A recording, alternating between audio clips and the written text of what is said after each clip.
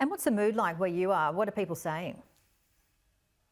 Well, it's the people who didn't want him to win, don't want him to win, and the Trump's hardcore Trump supporters, they're not impressed at all by Biden.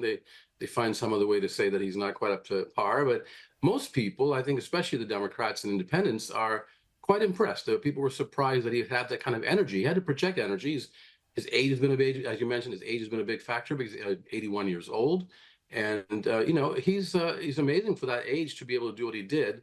But he has to, in the campaign, show he can also go out there and campaign and be with people in public and hold press conferences and answer questions. But overall, he's pointing out to his record in which the economy has gotten better, but people haven't felt it individually. Many people haven't yet.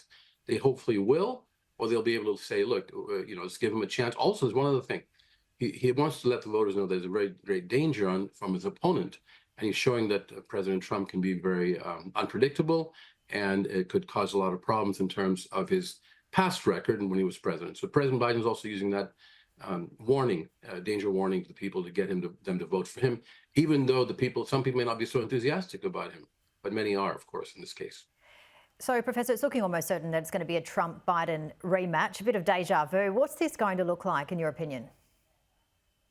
It is deja vu, isn't it? But it's going to look like different than 2020, because this time you're looking at probably the most consequential election, and I think many people feel it.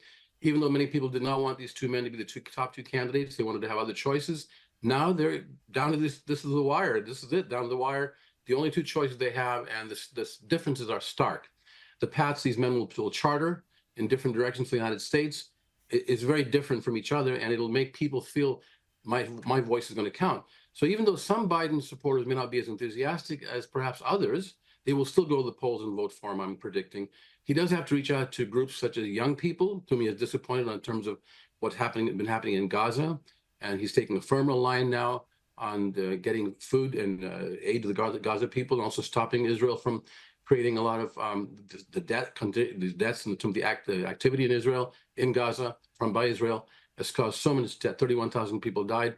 Mr. Biden has been very clear that this is not tolerable anymore, and he's telling the people that he's going to go ahead and get a ceasefire going. He's got a plan for it, and hopefully he'll get that done. The young people will come; some of them will come back to vote for him on that.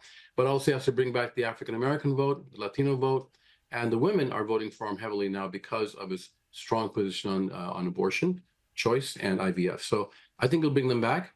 President Trump has a very hardcore, loyal base of support. He's got millions of people supporting him too. It should be very close. The polling today showed it's exactly tied at 45% each, and 10% are still undecided. But that'll come down to the eventually at the end. It's going to be a fascinating year. Have you seen anything like this? Have we had a rematch like this before? We have not. We have never had a rematch like this, particularly a former president and a current president with one term of office apart, and in such a dire different direction, each of them, whether they want to take the country economically and socially. We've never had this before. And that's what's going to cause a greater turnout.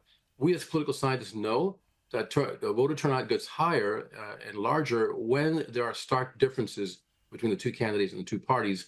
And the more the differences show up, which they are now very clearly, and more people tend to get involved with voting because they feel their vote will count.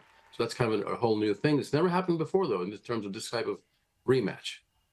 A very interesting and fascinating year ahead. Peter Mathews, always great to see you and get your expertise. I hope you enjoy the rest of your Friday evening. Thank you so much. Enjoy it.